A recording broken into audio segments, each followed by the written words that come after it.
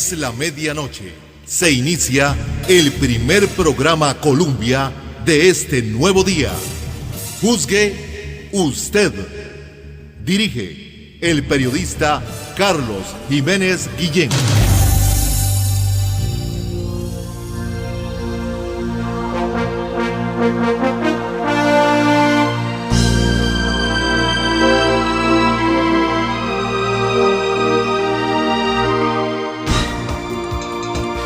Aquí estamos justamente ya listos, preparados, inicio de semana con el primer programa Colombia. Se llama Juzgue usted.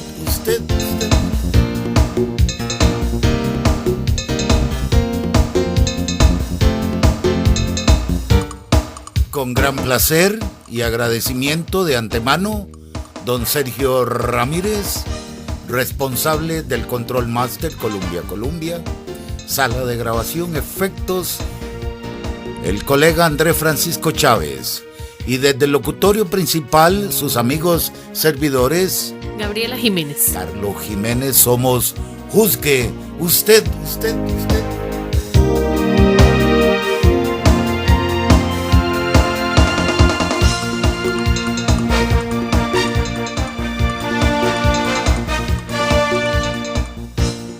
Efectivamente, ya estamos hoy lunes 14 de abril 2014.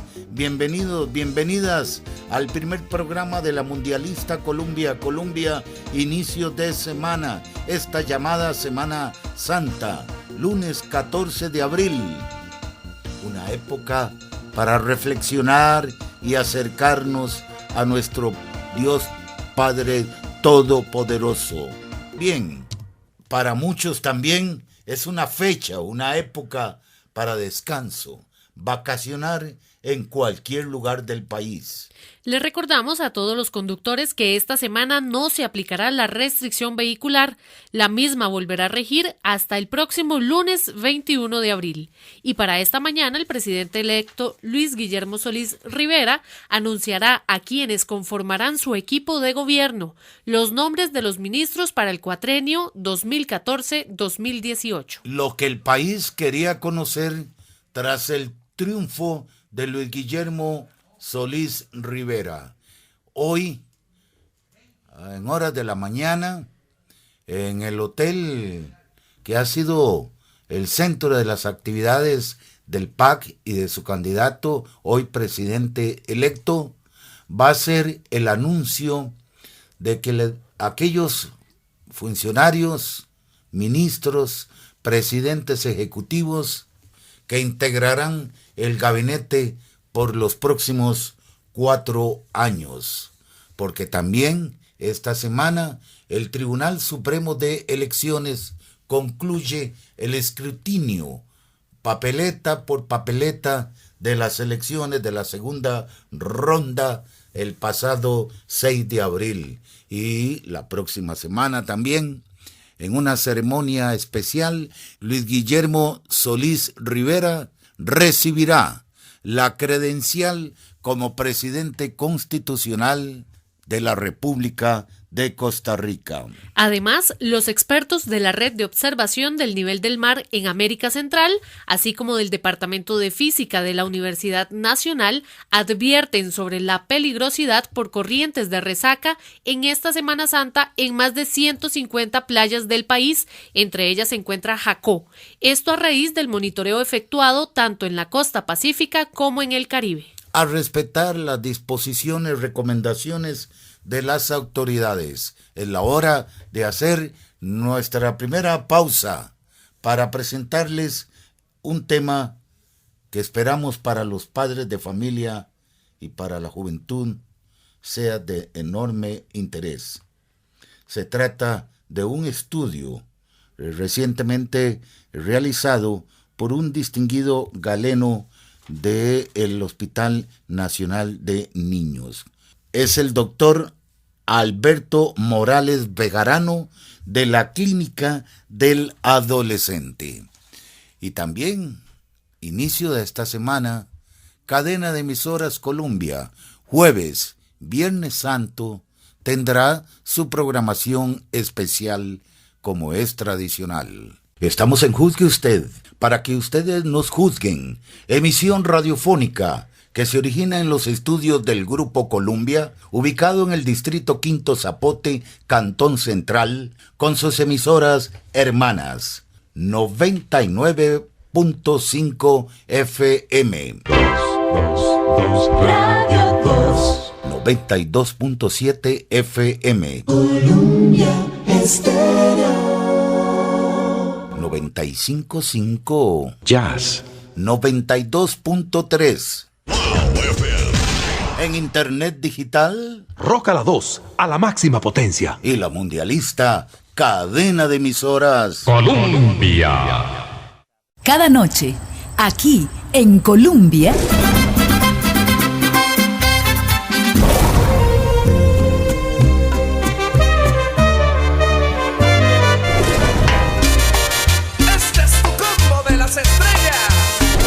Ahí donde guardan su canto las olas del mar. Una programación diseñada para esos oyentes de horarios especiales. Con mucho gusto. El agua no es inagotable y en verano sus fuentes disminuyen. Cierre la llave cuando se enjabone. Mientras se cepilla los dientes. Cuando lave los trastes. Riegue el jardín muy temprano o de noche. Y el carro, lávelo con balde. El agua es vida. Cuidémosla. Un mensaje de la AIA. Hacer o reparar conexiones eléctricas sin los conocimientos adecuados pone en riesgo su seguridad y la de sus seres queridos. Es urgente avisar cualquier irregularidad que detecte al número telefónico 800 Energía, 800-363-7442. Compañía Nacional de Fuerza y Luz, Servicio y Energía. Llevamos más de 65 años en la vida de los costarricenses. Podemos contar una larga historia en la radiodifusión nacional. Hacemos radio útil. Colombia. Somos de Costa Rica. Con mucho gusto. Dios habla con su palabra a aquellos que escuchan con el corazón. ¿A qué edad comenzó Jesús su trabajo? Jesús tenía como 30 años. A los 33 años ya había sembrado la semilla de su obra que después conquistaría a todo el mundo. Y cuando supieron las grandes cosas que hacía, muchos vinieron de Judea, de Jerusalén, de Idumea, del oriente del río Jordán y de la región de Tiro y Sidón para verle. Colombia, compartiendo con sus oyentes la fortaleza de su fe. Juzgue usted. Les agradecemos su sintonía y les invitamos para que ingresen desde ya al Facebook y nos busquen con el nombre Juzgue Usted Colombia. También lo puede hacer a través de Twitter en Juzgue Usted CR. Y les recordamos que nos pueden llamar al número 6059-9954 o al 8395-5776 para hacer su reporte de sintonía.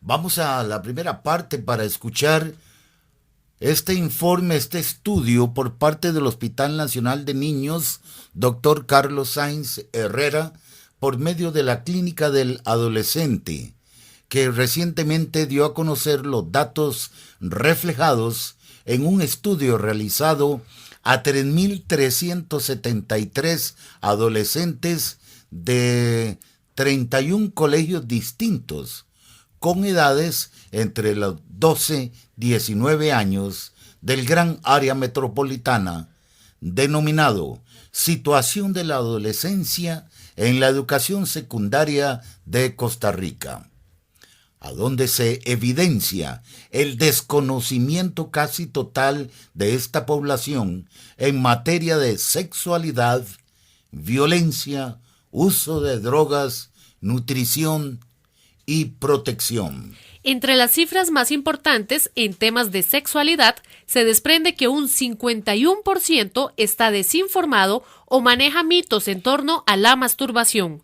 Un 21% de las mujeres conoce los días de mayor riesgo de embarazo en su ciclo menstrual y un 51% está desinformado respecto al contagio de enfermedades de transmisión sexual por la práctica de sexo oral. Además, un 17% de esta población mantiene que el VIH tiene probabilidades de contagio en un baño público en materia de prevención.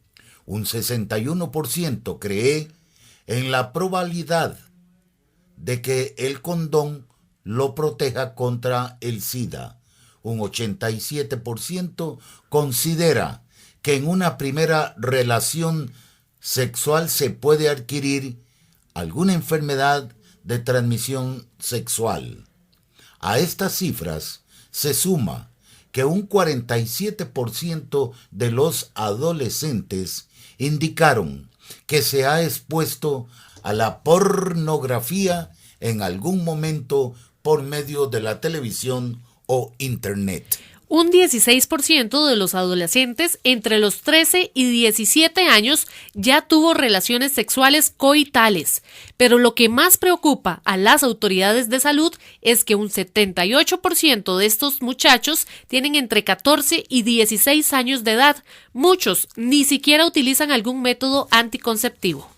Ante esta situación, el director general del Hospital Nacional de Niños, Dr. Rodolfo Hernández, indicó que este estudio tiene el impacto a nivel nacional y los obliga a acercarse a los actores del país relacionados con la niñez y la adolescencia, como la Defensoría de los Habitantes, el Ministerio de Salud, Ministerio de Educación Pública, Ministerio de Seguridad Pública y la propia Caja Costarricense de Seguro Social. Porque son datos impactantes de un estudio que es de acuerdo a los métodos de investigación con una confiabilidad de un 95% y un factor de error bajísimo. Fueron entrevistados en 31 colegios de la gran área metropolitana 3.373 estudiantes. Se revisó el conocimiento, las prácticas, la protección en áreas como la sexualidad, la violencia, el uso de drogas, la nutrición saludable, identificando factores protectores en este grupo. No tengo ninguna duda que la investigación realizada por el doctor Morales Bejarano y su equipo va a ser un instrumento para intentar hacer el cambio en Costa Rica en esta población. El director de esta investigación es el doctor Alberto Morales de la Clínica del Adolescente. Él explica que hay un 26% de la población entrevistada que aseguró no utilizar algún método de anticoncepción, aunque si bien es cierto, hay un 66% que dice usar condón. Existe un gran riesgo en estos muchachos en cuanto a la transmisión de enfermedades sexuales y embarazos en adolescentes. Añadió que estos datos dejan una enorme preocupación sobre lo que está ocurriendo con la población adolescente y el abandono que hace que los problemas que se presentaban problemas que se presentaban en la adolescencia se continúen por no ser atendidos en edades posteriores. Estos son los resultados de la investigación a cargo de este médico Alberto Morales Bejarano, para que ustedes lo juzguen. Los datos que encontramos nos dejan una enorme preocupación sobre lo que está ocurriendo con la población adolescente y cómo el abandono ha hecho que ya problemas que se presentaban en la adolescencia se continúen por no ser atendidos en edades posteriores. Entonces nosotros estamos hablando ahorita que si queremos hacer acciones de impacto ya tenemos que dejar de hablar solo de los adolescentes y empezar a hablar también de los adultos, al menos adultos jóvenes, al menos hasta los 25 años. O sea, el grupo joven de nuestra población es una población que tenemos que ponerle atención. Y ya entrando propiamente al tema de los temas que exploramos, nosotros los dividimos en dos apartados. Uno que es lo que ellos conocen, los adolescentes, y lo otro es cuáles son las prácticas que ellos tienen. Entonces, en relación a conocimientos, rápidamente nada más exploramos cuándo era la edad de la primera menstruación, un dato para nosotros interesante como médicos, que sigue siendo la primera menstruación alrededor de 12 años, 5 meses, y que concentrado en estas edades. Hablamos de eventos de la etapa adolescente y exploramos el tema de la masturbación, un evento considerado como un evento normal en esta etapa que se presenta con mayor intensidad. Les preguntamos si se consideraba esto como un evento normal en este periodo. Un 40% no sabe, un 11% maneja todavía mitos, fundamentalmente estos 3 mitos, que detiene el crecimiento físico, produce retardo mental y acné, y un 49% lo considera un evento normal. O sea, hay un 51% que está totalmente desinformado o todavía persiste con el manejo de mitos alrededor de este tema. En cuanto al riesgo del embarazo, preguntamos cuáles eran los días de mayor riesgo de un embarazo durante el ciclo menstrual y solo un 21% conoce esos días.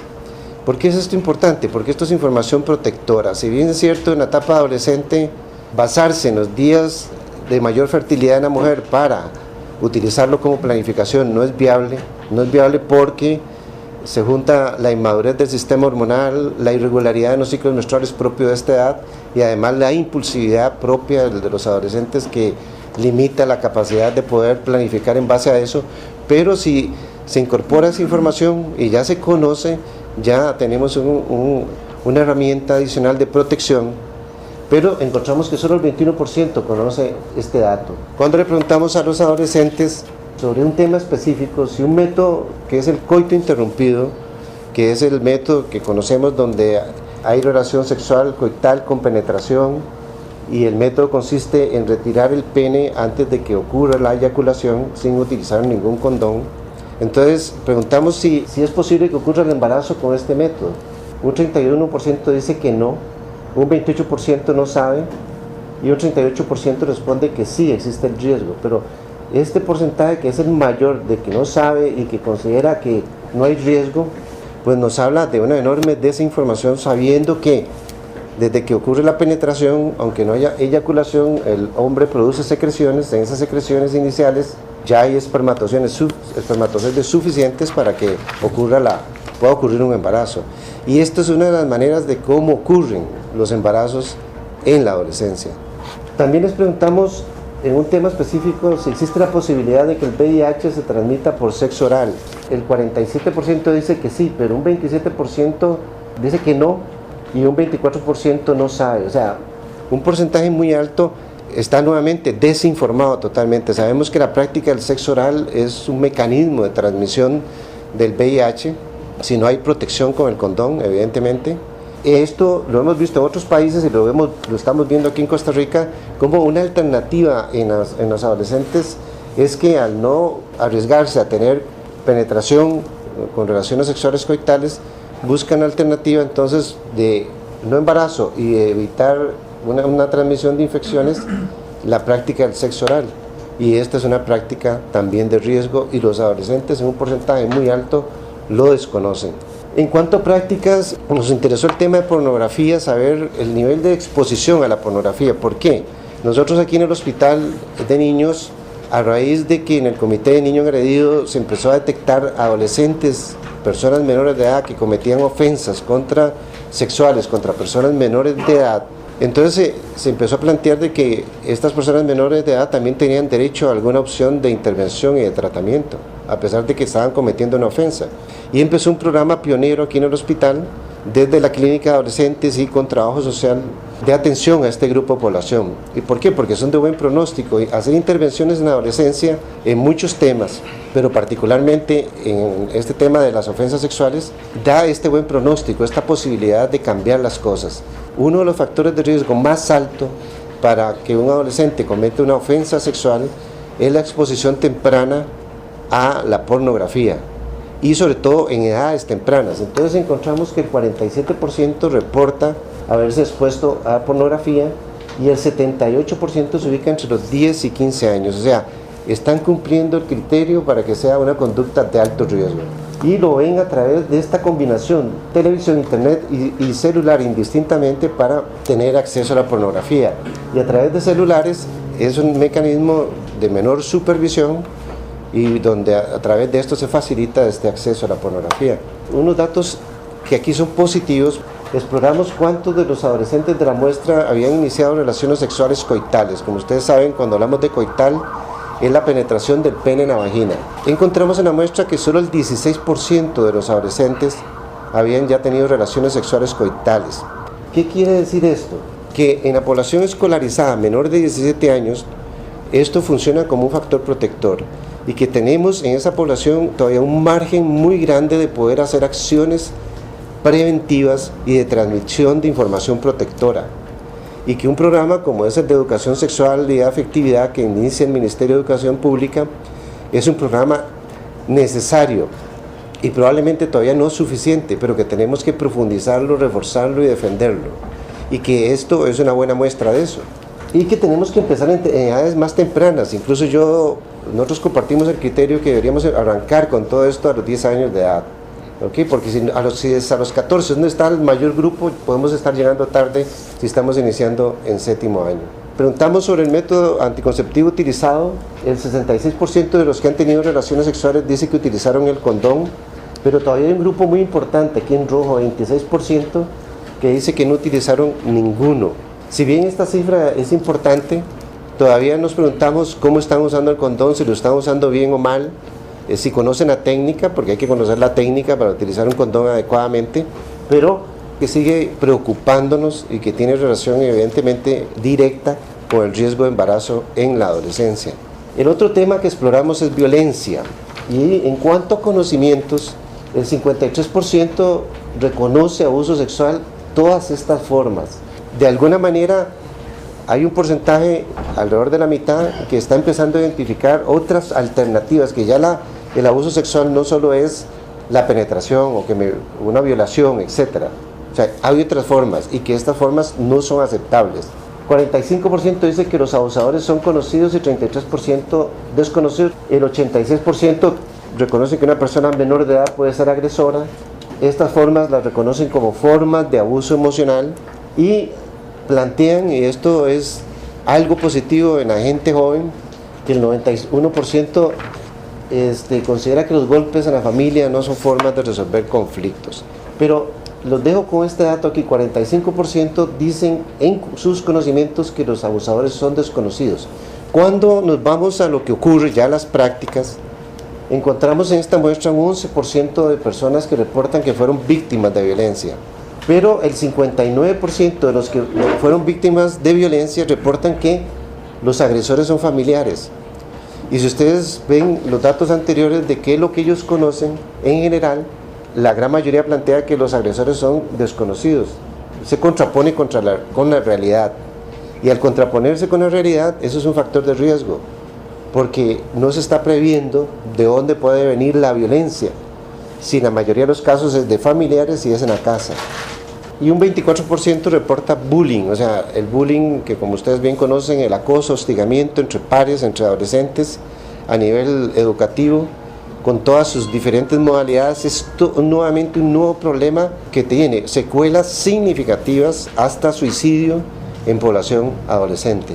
Un 3% de esta muestra reportan que llevan armas al colegio. De esto, la mayoría son hombres. Y un 6% reporta que llevan armas en la calle. Y nuevamente, la mayoría son hombres. Esto nos habla que el tema de violencia, que debe ser abordado fundamentalmente desde la educación y en los hogares, pero cuando hablamos de educación, tiene que tener un eje transversal de género.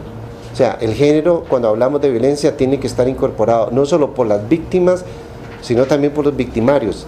Y en este caso es una muestra de esto que estamos planteando. 13% de los adolescentes reportan ideación suicida en los últimos 30 días, pero lo que más nos preocupa es este otro dato, que el 8% han planeado o han realizado gestos o intentos suicidas, porque esta es la población realmente en riesgo de cometer suicidios. El 11% de los suicidios en Costa Rica ocurren en personas menores de 20 años y el 40% de los suicidios en Costa Rica ocurren en personas menores de 30 años. Entonces, este es el grupo de personas que hay que ponerles atención.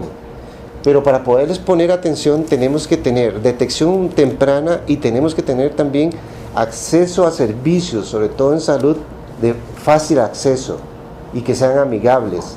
Porque ¿dónde van a conseguir atención? ¿Dónde van a conseguir medicación adecuada si la requieren? Si no son en los servicios de salud. Escuchábamos al doctor Alberto Morales de la Clínica del Adolescente del Hospital Nacional de Niños que, por cierto, realizan una campaña denominada No los descuide ni un segundo, donde hacen un llamado de prevención a la sociedad en general y, por supuesto, a los padres de familia para promover medidas de seguridad que eviten la negligencia en el hogar durante el disfrute de las vacaciones en esta Semana Santa. Vamos a una pausa para continuar siempre con este tema, esperando cada uno de sus comentarios a través del Facebook Juzgue Usted Colombia y a través de Twitter en Juzgue Usted CR. Dios habla con su palabra a aquellos que escuchan con el corazón. ¿A qué edad comenzó Jesús su trabajo? Jesús tenía como 30 años. A los 33 años ya había sembrado la semilla de su obra que después conquistaría a todo el mundo. Y cuando supieron las grandes cosas que hacía, muchos vinieron de Judea, de Jerusalén, de Idumea, del oriente del río Jordán y de la región de Tiro y Sidón para verle. Colombia, compartiendo con sus oyentes la fortaleza de su fe. Cada noche, aquí en Colombia,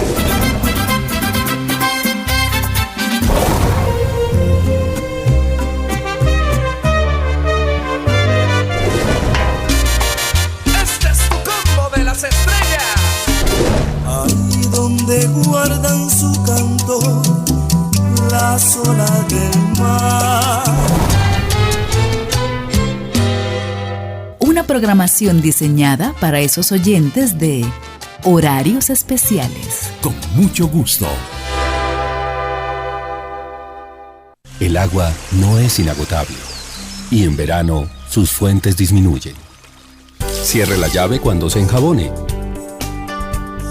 mientras se cepilla los dientes, cuando lave los trastes. Riegue el jardín muy temprano o de noche. Y el carro, lávelo con balde. El agua es vida. Cuidémosla. Un mensaje de la AIA.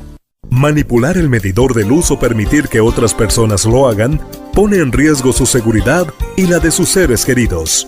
Es urgente avisar cualquier irregularidad que detecte al número telefónico 800 Energía 800-363-7442. Compañía Nacional de Fuerza y Luz, Servicio y Energía.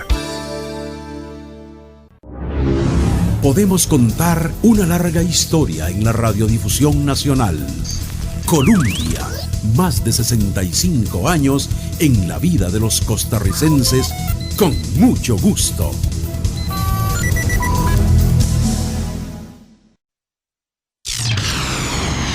Juzgue usted.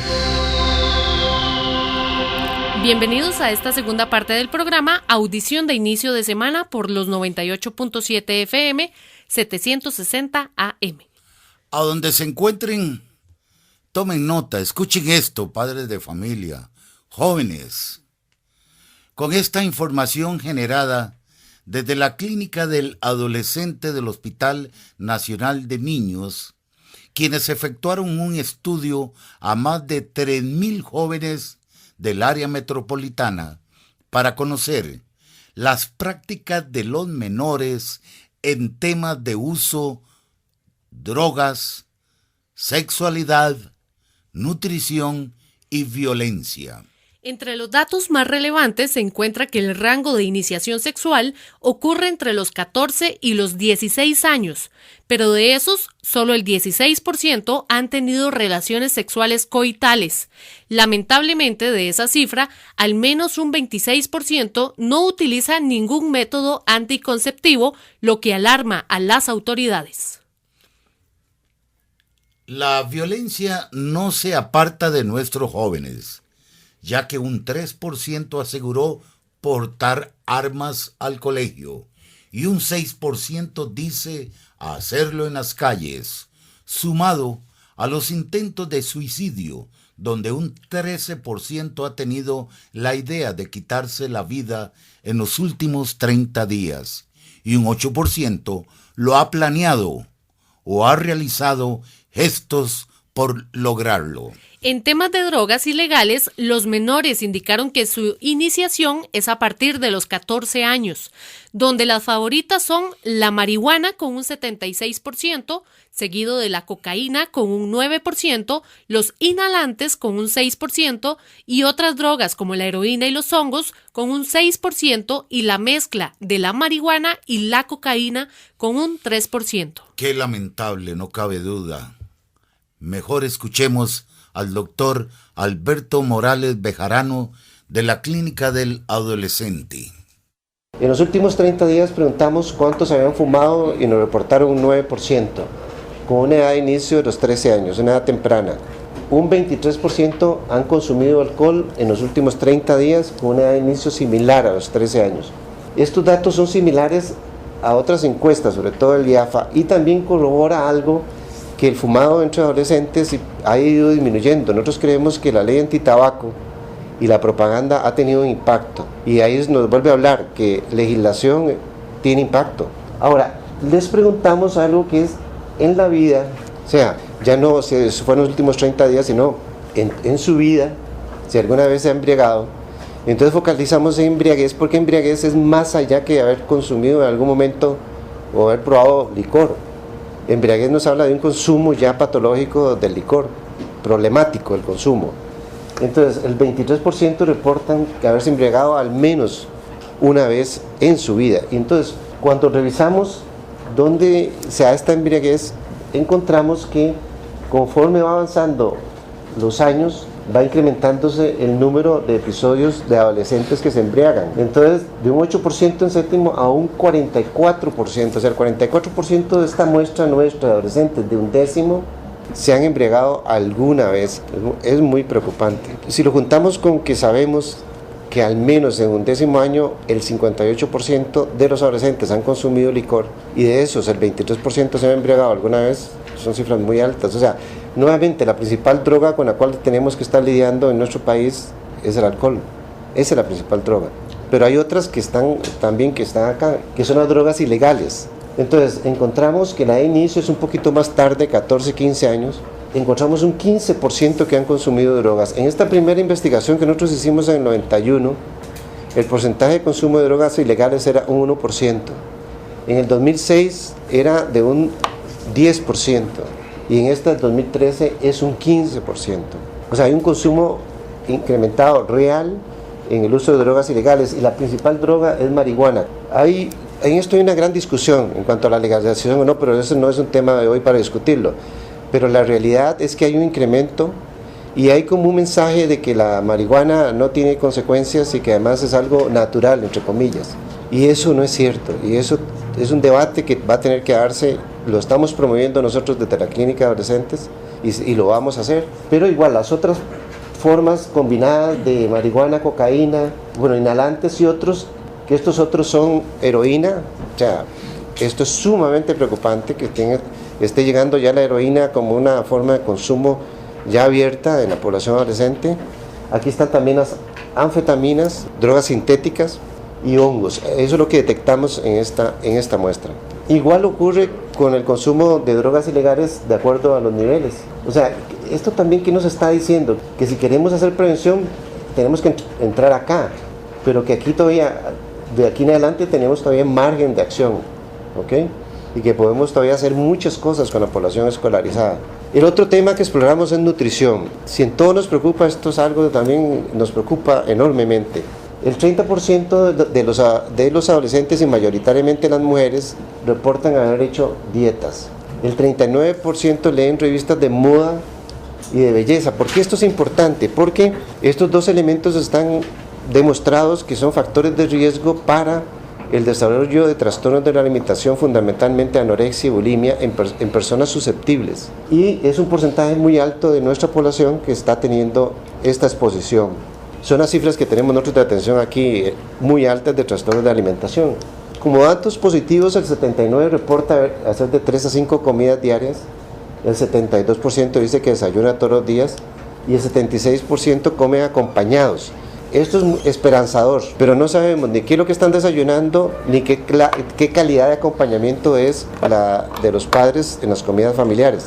Entonces, eso es algo que tendremos que explorar. En cuanto a comida chatarra, aquí lo que estamos explorando es el consumo de comida chatarra, fundamentalmente de franquicias internacionales. Aquí no estamos hablando del chifrijo ni de la empanada, sino de comida que los adolescentes encontraron espacios de reunión para consumir chatarra. Al disminuir los espacios donde reunirse, estos lugares se han convertido en lugares de reunión, y entonces el 45% reporta que consumen comida chatarra al menos 3 veces por semana, un 28% una vez por semana, un 25% al menos una vez cada 15 días.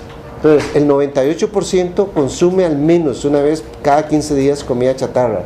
Y este grupo, que es el de más alto riesgo, nos explica los cambios en los hábitos de alimentación, nos explica los problemas de salud que estamos encontrando en este momento. En cuanto a actividad física, el 63% dice que hace ejercicio una vez por semana, probablemente educación física en el colegio. El 22% todos los días, y hay unos que nunca, y un porcentaje. Juntamos malos hábitos de alimentación con bajo nivel de ejercicio, y entonces nos explican las cifras que tenemos en Costa Rica, de que de 6 a 11 años ya tenemos niños con un porcentaje de grasa corporal del 29%. Eso es una cifra exageradísima de porcentaje de grasa corporal en niños de 6 a 11 años. Nos explica por qué el 21% de los adolescentes tienen sobrepeso y obesidad, pero nos preocupa algo más, que a partir de los 22 años, el 60% en promedio de las personas mayores de 22 años tienen sobrepeso y obesidad. O sea, Costa Rica se está transformando, y se está transformando por los malos hábitos de alimentación, por la vida sedentaria, y le juntémosles estrés y todas las otras cosas, pero esto lo está explicando porque existe.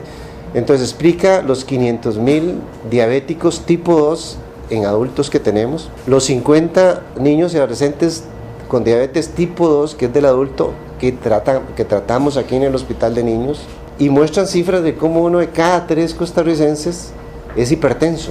Esto ocurre en etapas anteriores, viene desde la niñez, se incrementa en la etapa adolescente y no estamos haciendo nada. Y juntémosle esto, que es ya cuando entramos al capítulo que nosotros llamamos protección. El 63% dice que ve televisión de 1 a 3 horas diarias, el 61% dice que utilizan videojuegos 1 a 3 horas diarias. O sea, esto es independiente, ¿no? No es que a veces televisión y a veces juegos, no es que 1 a 3 horas de uno, 1 a 3 horas del otro. Entonces, entre 2 a 6 horas al día, nuestros adolescentes están viendo televisión o están pegados a los videojuegos. Nos habla de sedentarismo, y el 90% reportan utilizar herramientas de internet, que es una opción que a nosotros se nos plantea desde los servicios y desde diferentes instituciones, de cómo podríamos llegarle a los adolescentes a través de las herramientas de internet, sobre todo las redes sociales, que es una estrategia que tenemos que plantearnos. Algo interesante, que todavía la familia y los colegios representan instancias que el adolescente percibe como significativas para ellos. El 83% se sienten apoyados por la familia, el 75% apoyados por el colegio, y algo que sí nos preocupa es que solo el 42% reporta participar en grupos. En la etapa adolescente, el que los adolescentes participen en grupos positivos, evidentemente, en espacios seguros, es parte de favorecer un desarrollo saludable. Y a veces los grupos, a veces no, con mucha frecuencia los grupos en la etapa adolescente son más importantes que la familia. Entonces, brindar esos espacios para los adolescentes es vital. Y solo el 42%, esta cifra ha venido bajando, siendo estos los principales grupos que ellos participan, deportivos, religiosos. Estos han disminuido un poco, pero son significativos todavía. ¿Qué planteamos nosotros como estratégico en este momento? Nosotros consideramos que se debe reformular el modelo de educación para disminuir la expulsión escolar. No es posible que entre 18 y 24 años el 58% de las personas no ha terminado secundaria.